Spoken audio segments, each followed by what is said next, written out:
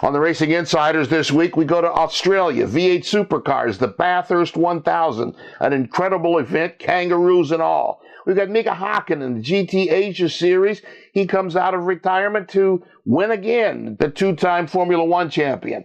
How DP teams are getting ready for 2014. We'll get some analysis from that from Peter Keane. How driver teams are shaping up for next year. Formula Drift, complete change in the way drifting happens here in the United States, a new champion. And are you kidding me? What's going on in our minds? That's next on the Racing Insiders.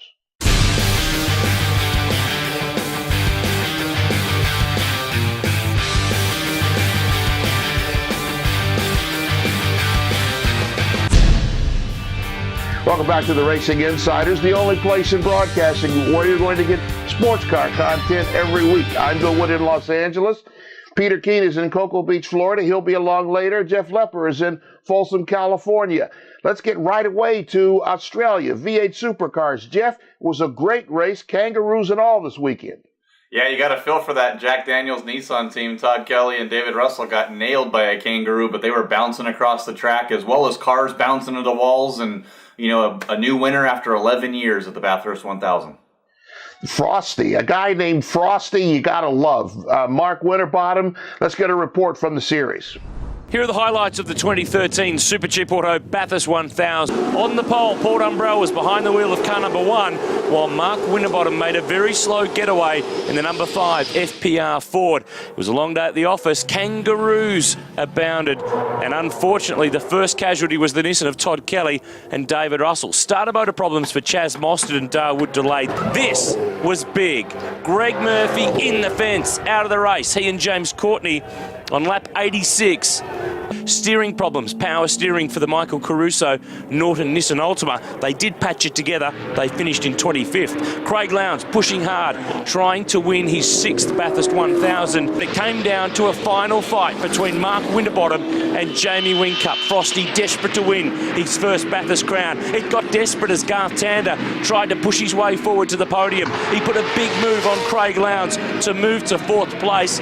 It was on again. Tander, Bright and Lowndes all arguing over the final spot on the podium as Whincup and Winterbottom ran away up front. Bright managed to hang on in the Team BOC car. Lowndes was down the inside. The 3 Commodore VFs were duking it out. The fans loved it in the closing laps at Mount Panorama in the 29th race of the championship. And then at the chase, Tander made a move. He forced Bright to be slow. He ran off the road. And then this last lap, Jamie Whincup, now or never, going for the glory of back-to-back wins. Not enough grip on the exit of turn 2, and that was the move that gave Mark Winterbottom the edge he needed. Paul Dumbrell could not believe it, but finally, after 11 years, Ford Performance Racing won the Super Cheap Auto Bathurst 1000. Stephen Richards, his 3rd Bathurst crown. Mark Winterbottom, his 1st. Red Bull Racing Australia round out the podium, but it was Pepsi Max Cruise Day for Ford Performance Racing. Jeff, it was an incredible race. I mean, even with the kangaroos, that happens every year. Guys slamming into the wall. V8 Supercars is something that people ought to take care of. They ought to watch here in the United States just to learn about these guys, these drivers. They're great drivers. The racing is exciting. It sure is. I was actually kind of concerned about how this was going to play out, because remember, this is the really getting into the 1st or 2nd year that Mercedes and Nissan have been involved, and it's always been a Ford or a Holden at the Bathurst 1000. And at Mount Panorama, those fans are very emotional. You're a Ford guy or you're a Holden guy. That's the way it goes. This is the first race win for Ford Performance Racing since 1977 in the factory team, and the first time Ford's won in 11 years. So it was definitely exciting, great to see.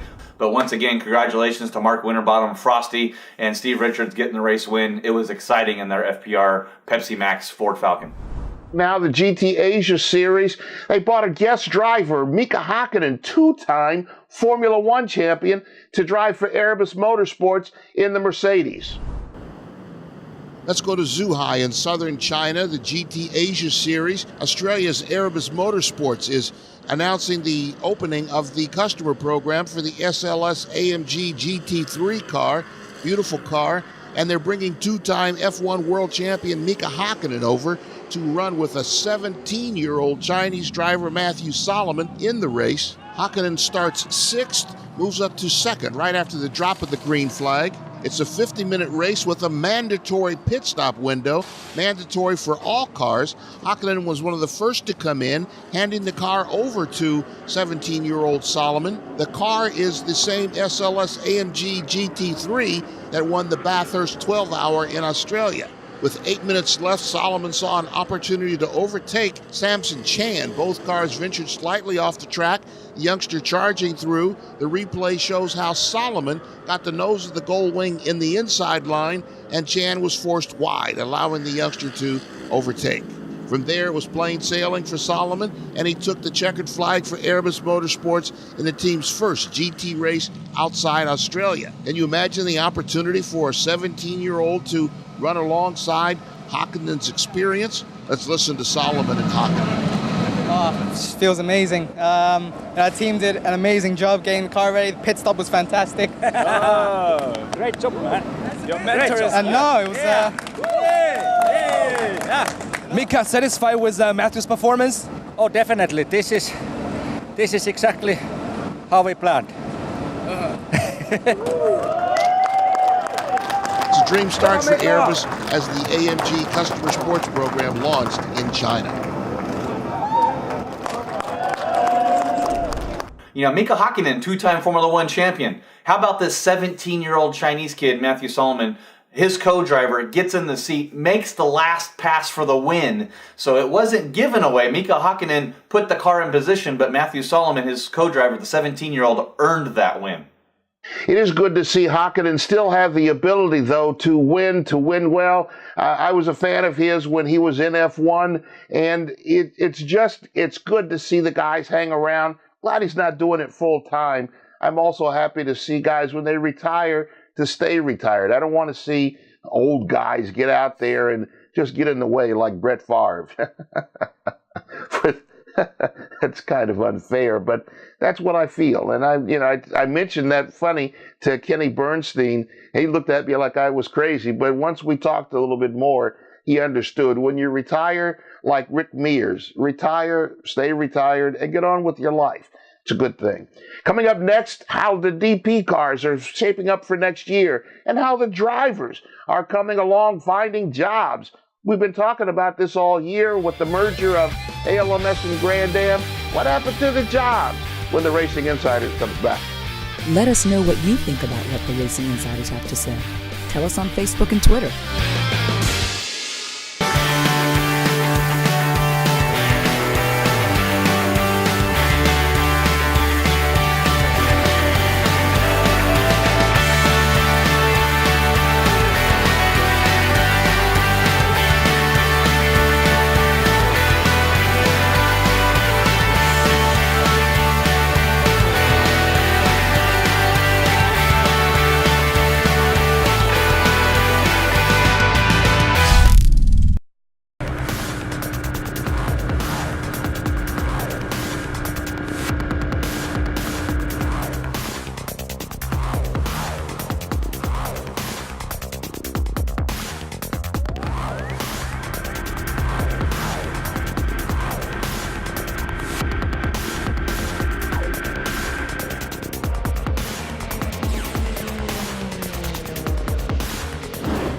Unofficially, those would be the 10K and the 10-mile flying records.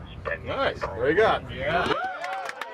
You're looking at pictures from Daytona this past week. Ford, a special promotion, going for a speed record at Daytona International Speedway with their new Ford Daytona Prototype. It's going to be in the Tudor United Sports Car Championship next year, and the new V6 EcoBoost engine that'll be used by Michael Shank Racing. They did set a record with Colin Brown behind the wheel, kind of a hanging fruit there with going after a record that was set by a stock car, breaking that record by a prototype. It's a good record, though. It's good to have, and it gets people talking about the championship that's coming up next year. Peter Keene is joining us from Cocoa Beach, Florida. Peter, tell us some more about some of the Daytona Prototype cars that are getting ready for the new season. Well, essentially, Bill, Troy Fliss has been given the green light to go out and figure out whatever he needs to be fast and, compete with the P2 cars coming from the AMLS. They conducted a test last week at Savannah, 2-day test, and I texted Troy the week before and said, do you want me to go to the test? And I still haven't got a text back. So the one thing I can report is they had all kinds of parts to try, but it's top secret. It's 1960 again, Bill. It's the Wild West. I think bring whatever you can bring because there's no rule set. So teams, I think, are out there just trying to figure out how to make their car go fast and, get ready for the test in November, I guess, at, the Sebring and Daytona test at the later part of November. So it's still the Wild West out there. There's no rule set, but the guys are working at it. Peter, you're an engineer. What do you think is going to be the problem between the Daytona Prototypes and the P2 cars? We've talked about the speed of the P2 cars. Are they going to be able to make these two equal? Well, hopefully they'll be able to make them equal. We don't have anything right now that even shows, but I think the biggest concern I would have is the weight difference. Essentially a DP is going to be like 350 pounds more than a P2 car. So I think that it might become a wrestling match where DP cars are just drop kick and P2 cars is what I'm afraid of. I think, outright speed, straight line speed, the DPs will be fine, and then the P2 cars are going to have big aero advantage and probably braking advantage. But I don't know. I don't think I'd want to run around in a fragile little P2 car with a big Daytona Prototype looming. Jeff, what do you think about some of the teams, the drivers that are looking for jobs next year? We've been mentioning it all year long. Let's get the two of you, Jeff and Peter. What do you think about these teams that are coming in looking for work? You got guys like Lawson Aschenbach, who just won the 2013 Pirelli World Challenge GTS Championship. He's trying to look for a ride and what he wants to go do. Can he get that silver, status? I think Billy Johnson, we talked about him in the two previous shows. These guys got to get these silver statuses so they can pair up with the gold. Even if you have the gentleman drivers now, I don't think you're going to want a gentleman driver. Maybe at the long endurance races, but during the regular season to go for a championship, you're going to have a gold driver and a silver driver. Peter, you're with the Spirit of Daytona. You guys don't use gentleman drivers per se. You have two professional guys and probably two gold guys. I don't know that for sure, but is that the case? These guys are pretty fast. Well, I know Westbrook's definitely a gold, and I don't remember where Ricky was. Essentially the Daytona Prototypes don't have to have silver and gold drivers. It's unlimited. Same goes for the GT Le Mans cars. So, but yeah, no, I think they might be both gold, but I'm not real sure about Ricky. That's that whole gold, silver, bronze, driver rankings, teams going away. It's changing the face of sports car racing. It adds a good and the bad to this reality. Here we go with Formula Drift. It's coming up in the next segment. That's a change, a paradigm shift. It's a new world order in Formula Drift as they start their second decade when the Racing Insiders comes back. This segment of the Racing Insiders was brought to you by GoRacingTV.com. For racers, by racers. Welcome back to the Racing Insiders. I'm Bill Wood in Los Angeles. Jeff Lepper is in Folsom, California. That's north of here.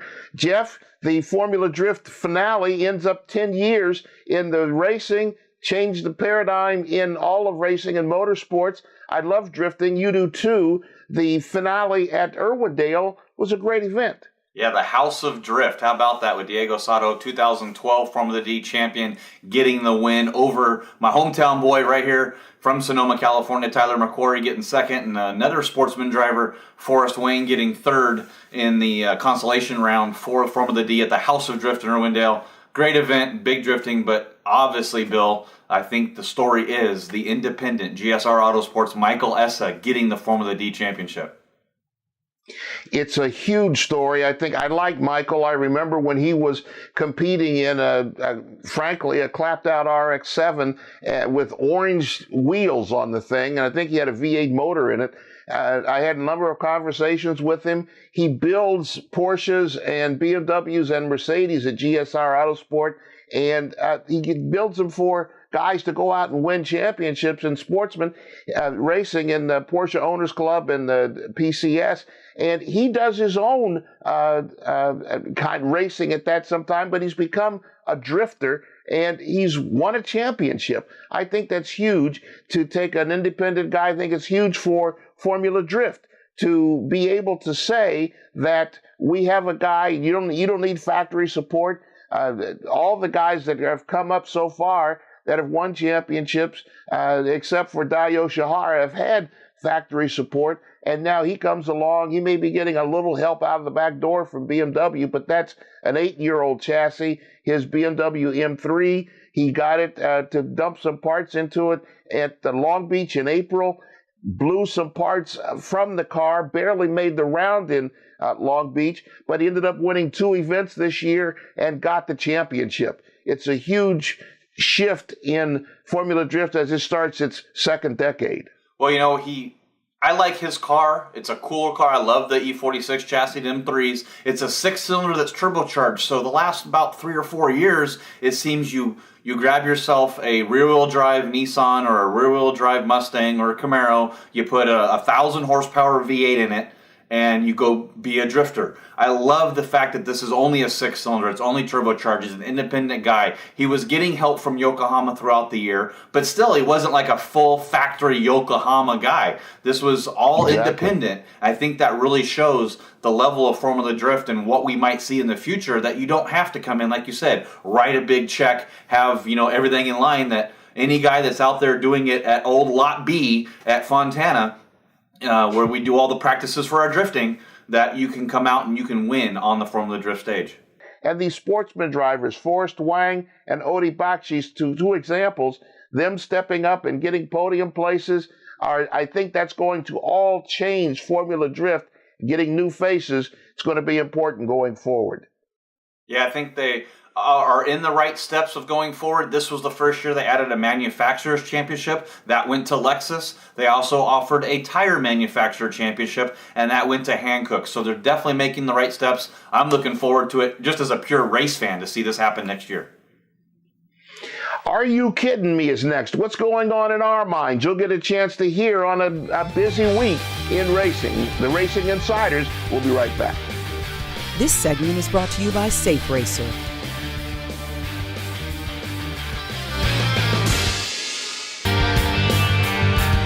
Are you kidding me? Welcome back to the Racing Insiders, my favorite segment. Are you kidding me? Peter, what's on your mind? Hey, Bill, I got to tell you, my Are You Kidding Me is the poor guys at the Spirit of Daytona race shop. They've, everybody thinks this is the off season. They're kicking back at the beach having a beer, and that's not true.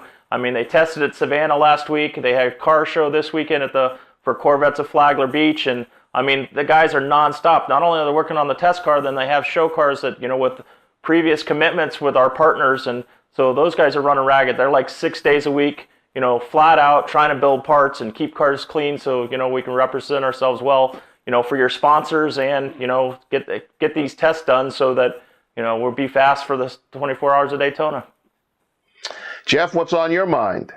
Well, I got to go back to Formula Drift at Irwindale. Mika Essa, we talked about him winning the championship, but he didn't earn it at Irwindale. He blew the motor up in the top 32. He did win that round going on to the top 16, but he had to sit by the sidelines and watch Chris Forsberg to see if he could win. Chris Forsberg, all he had to do was try to get those wins, goes into the grade 8, loses to Diego Saito, the eventual winner at Irwindale. It was Chris Forsberg and his NOS Energy Drinks Nissan 370Z to win. He didn't take advantage of that opportunity.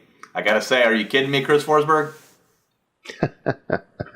That's quite a story. 2009 champion Chris Forsberg. Mine is on the 2013 Rolex DP champion Jordan Taylor. He tweeted out a picture of himself on a personal watercraft coming through the waves, having a ball, having a good time. He had his helmet on, no Hans device.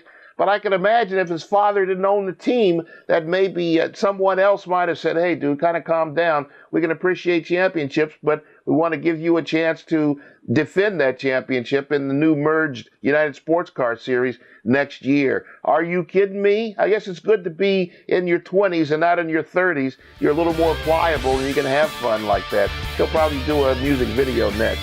What's going on the weekend? That's coming up right after this.